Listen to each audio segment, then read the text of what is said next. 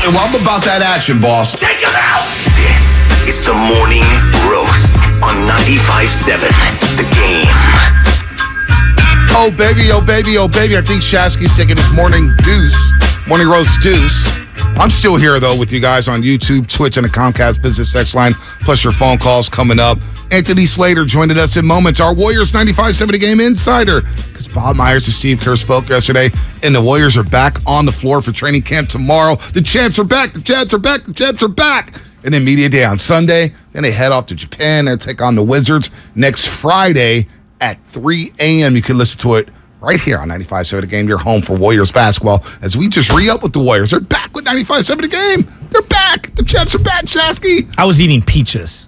Oh, was that the excuse? Yeah, and then I washed my hands because they were sticky from the peaches. I've never seen you eat a slice of any fruit around here. I'll bring them in during the break. Fried chicken in the morning. I see you tear down baked chicken. What are you talking about? Yeah, Michelle be hooking you up, dude. It's like you bring dinner for breakfast. All right. I've never seen you eat an apple, peach, Save banana. it for the sideshow. Oh, okay, sorry. The sideshow? That's what you like that. What about the sidebar? The sideshow? I like that as the name of the. You know who else I like? Yeah. Other than his football fandom, is Anthony Slater. He's the biggest offense fan west of the Mississippi. And he was texting me the other day. What about Tommy Call? Tommy Call. How many teams did Tommy? Tommy likes Washington, Miami, Kentucky. Tommy Call's confused when it comes to sports fandom. Slater sticks with his teams. The Guardians, the Dolphins, and of course he doesn't have an NBA team because he's a beat writer. Is Tua elite? Right. Well, he was like, how much for Dolphins? Niners tickets. I'm going to have to splurge, man. Are coming out. I'm like, dude, relax. Dolphins may be 5-11 at that point. I don't know. Anthony Slater back on the roast. Must be basketball season. What's up, Slater? They also might be like 11-2. I don't know if you've been watching. Oh, my gosh. Oh, my gosh. Here you go. Tyreek Hill, Jalen Waddle. Are you doing the Waddle dance at home when the Dolphins score? I would never publish that video, Come it's possible. Slater, man, you'll be a star if you should publish that Waddle dance. Could you imagine Slater the Waddle dance, Shasky, doing a Waddle dance? Yeah, it seems like a totally hip dude. He's totally fine with that. I have no problem with that. In fact, you probably break it down in like video concepts with paragraphs in between, like he does his articles for the Warriors. I mean that sincerely. And you know what? I find this interesting. I'm ready for the Warriors season right now, Anthony, and they win the 4th title. It felt, as the year was going on, like even if they were to win it, man, that would be such an incredible accomplishment. Shockingly, they did. They won it all. And I keep coming back to they won now, and they were trying to develop for later, right? And the Niners are going through this right now with the Trey Lance thing. They were trying to win now and also develop simultaneously so they can continue to win. What does that mean for this year, though? Like, is it just like the kids can just be, part of the mix, or is there more impact to be had in this year now that they have already won that championship in their back pocket? Yeah, I think that last year there was more pressure on like the idea of what they were doing, right? Like if they didn't win last season, we might have blamed it on the fact that they were also trying to develop. But now that I think you take a step back, they've already kind of checked the box of like win now, right? If we were I guess forecasting it. It's like, all right, you already won now. They haven't necessarily checked the box of develop now. I mean, obviously the pool ascension is huge, and that is a big win for their developmental department. But we're talking mostly about the 3 lottery picks. Moody looks like he should be a rotation player. Kuminga, we'll see, a lot of talent. Wiseman, in his 3rd season has played 39 games. So this was always the season, and I guess we didn't always talk about it this way, but this 2nd season when they were going to kind of promote these guys into the rotation, basically hand them rotation spots, was always going to be probably the roughest when they were trying to mesh these eras together. Because last year, when it came down to it, it was all veterans, right? Think about the playoffs. I mean, it's Otto Porter, it's Gary Payton II, and then it's all the main guys. This season, they need more from the young guys, and I think this is the one where the develop now part of the plan will be judged more harshly, even though because they won the title, like we're not going to be like, beating down the doors of the franchise. Like, why did they do it? 95.7 The Game insider Anthony Slater breaking down some Warriors basketball. I promise, Anthony, I'm not going to ask you a 55-second question like my partner just did. So, what is the biggest storyline you like to ask? You do like to. What is the biggest storyline going into training camp? Because there's a lot of talk about the contracts. Draymond, Jordan Poole, Andrew Wiggins. Is that your biggest storyline to you, the contracts and who could be gone after this season? I mean, that's like, I guess, wider scope, biggest storyline surrounding the franchise. but I'm not sure. Like, we're not going to get answers necessarily at media day. Now, Right. I'm curious how Draymond answers a potential question about it, how Poole answers a question. But Poole, they're not even meeting with Poole's representatives. Which, by the way, we got news on that yesterday. Right. They're going to meet after they come back from Tokyo. Maybe something gets done. Maybe it doesn't. Same with Wiggins and Draymond before the year. But if we're just talking about like what I want to know in the next couple weeks, I want to just see what James Wiseman looks like. Now, this is how many times have we discussed this and been asked this question over the last 2 years? Just a few. Always gets stalled. Yeah, just a few. But he's apparently in the facility all the last month and a half, like playing every single pickup game he can get in. The knee's feeling good. He's feeling confident. We'll see how that translates to the court, but he's at least physically there.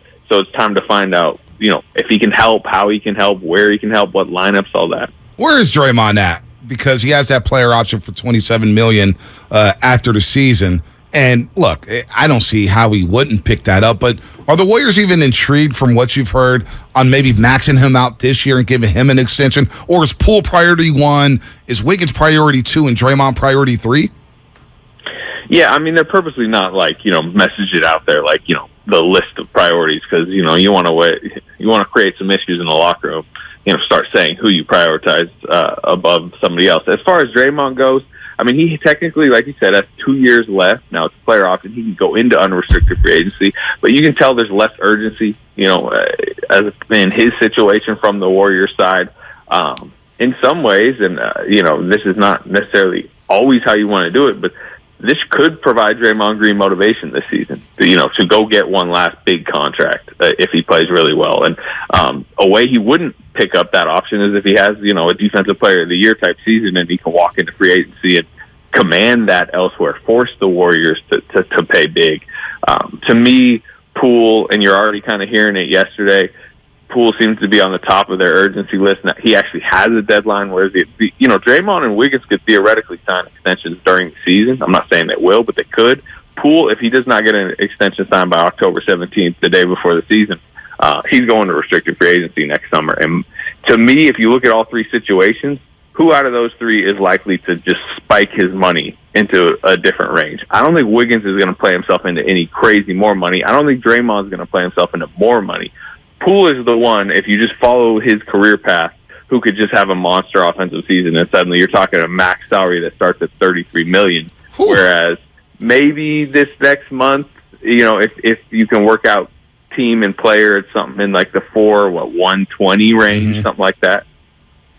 Wow, it's a lot of money. I mean, just for anybody. I'm not saying that he's not worth it. He's absolutely worth it. I feel like we're burying the lead here, guys. I'm looking at Brady fatigue around the country. I'm looking at LeBron fatigue around the country. Aaron Judge seems to be one of the stars right now in all of sports, but he's not the star that Steph Curry is. Him making the cover of Rolling Stone, to me, that was very impactful. Is he the biggest star currently in sports? I don't know. I mean, you mentioned Brady. I don't know, like Q rating, how do we judge that? I mean, I think obviously, we live in the Bay Area, so if we had to judge it from what we hear on a daily basis, you'd go with that. Maybe if you lived in Florida or New England, it'd be Brady. LeBron, obviously, regardless of feelings, the Laker move has not, I don't think, been as sparkling as he hoped it would be. But if you're just talking about, recognizable names, I mean, I don't know if he's above Steph. To generally answer your question, I mean, Steph is like a top 3, top 5 athlete in the world. I mean, there's no question about that. And then the other thing that Steph clearly seems to be doing is what Brady and LeBron did, which is elongating his prime, which makes him increasingly more famous as it goes on. I think Brady's become a lot more popular, positively over the last 3, 4, 5 years. And I think it's because people are just like, how is he doing this? It's like an unbelievable physical feat. He's playing an NFL quarterback at age 45. I think people will continue over the next few years to go, how is Steph still this good at this age? And I think we saw that last year. Yeah, what's the encore look like for him this year? I mean, that's what I keep coming back to. He wins his 4th championship. I think it's the greatest game in Warrior history, Game 4. I mean, it's his individually greatest moment on a stage like that. His Game 4 is one of the greatest games in any sport that I've ever seen. How does he even top what he did last year, or is this just one big celebration of Steph this year? Yeah, man, I don't think he needs to top it. He just needs to have another, top sixth player in the league. Another MVP season. I'm not ripping you, but And his percentages were down. It's crazy too, Slater, because his percentages were down in the regular season, and yet we all forget about it because of his epic finals performance. Yeah, I mean, we spent like the middle parts of last regular season like wondering about his 3-point shot. You know, even people like, did he get too buff? Did he? But remember the record chase? I mean, that weighed on him last season, and that's just like. Also, the shot probably won't be 2006 unanimous MVP again, where he's like, shooting an absurd amount of per game and hitting 45% of them, which is fine. I think the big thing, like, the guy keeps himself in such elite shape, and that showed itself in the playoffs. That showed itself, I thought, most in the West Finals when Luka was wearing down and Jason Kidd's on the podium talking about how good a shape Steph's in, and it's kind of not necessarily a subtle shot at Luka, but it's kind of like hey, if you want to be at this level, get in shape this summer. Right. And that's not what you normally hear when a 34-year-old is facing a 23-year-old. It's just like that to me spoke so much to what Steph does, and also to why I'm confident coming into this season. Like, I don't think you're suddenly going to see Steph, game 3 of the season, like, man, like, I don't know, is he not in that good of shape? Like, is he declining? The way he keeps himself physically, I just think any type of decline over the next 6 seasons is going to be so gradual because he's going to fight it off so well. Also, the family ages very well. Mm-hmm. Del Curry played till he was, 37 years old in threes. Yeah. Seth, they mature later in their careers. They mature at the 29, 30 range. And then age gracefully, and obviously the skill, the hand-eye coordination, that always ages better than athleticism. That's a great point. Anthony Slater, our 95.7 The Game Insider here on the Roast. Last one for you. Will anybody ask Curry about some of the details in that Rolling Stones article, specifically the Kevin Durant noise where, he asked Bob and Steve, and they had the conversation. A lot of Warrior fans are like, no, we don't want KD back. But we all understand you got to have that conversation. It's Kevin freaking Durant. Will you ask that question? Is that the question you want to ask Steph tomorrow? Or, Sunday at Media Day? No, not really, because, you knew they were kind of kind of juggling it around a little bit behind the scenes. It never got anywhere close. Like, this wasn't like, it was at the 1-yard line and they're calling Steph, like, do we pull the trigger or not? Like, they weren't even really discussing, possible packages. It was just kind of floated, and clearly Steph in the interview, he's willing to put his name on it, I think, and it's been theorized. I think he just wants that Durant era to be looked back on more, with positive light. Longingly. Yeah. Yeah. Which I understand, right? I mean, that was one of the best runs in NBA history, 3-year runs in NBA history, and it's still a little bit like in Oklahoma City. It's still tough for the local people to talk about. It's just weird that the 2 places Durant left, that's how it is. So I think that it was more like that. As far as what question I want to ask Steph, I think the Durant stuff, not only is it in the past, it was never actually going to happen this summer. Mm-hmm. I'm more curious, what's the hunger level of this team this season? I mean, they fed off this just desire to get back to the mountaintop last season. They got back. What's left? That's kind of my Anthony, question. I dare you, double dog dare you to ask Steph Curry, are the 49ers better with Jimmy Garoppolo than they are with Trey Lance? I feel like you guys probably get him on the radio show at some point during the season. I feel like that's a Shasky question. That is a Shasky question. Well, I would also ask him about the President's Cup that's going on this week and how both teams have been gutted because of the Live Tour. But that's neither here nor there. I want someone to ask him that question just for fun. Anybody. You think Klay Thompson watches football still? Is he still a football fan? Yeah, probably. I mean, I know he's watched a lot of Dodger baseball. Why you got to do that to me? Yeah, I mean. You brought it up. You did bring it up. That's an interesting one, the hunger level, especially with the Clippers. A lot of people talking about the Clippers and hyping them up. Hey, are the Warriors the favorites coming in? Are you really talking about the Clippers on a football Friday? We're going to get you out of here later. Are the Warriors the favorites, though? Because I feel like, to your point about, hey, is the hunger there or whatnot, I hear it a lot about the Clippers, Anthony, but how can anybody not pick the Warriors to try to go back-to-back? Yeah, look, if you were just you have to pick a team to win the West, I would pick them. But if you said Warriors are the field, I'd pick the field. I think it's kind of wide open. Denver's vaulting maybe back into contention with Murray back. You mentioned the Clippers.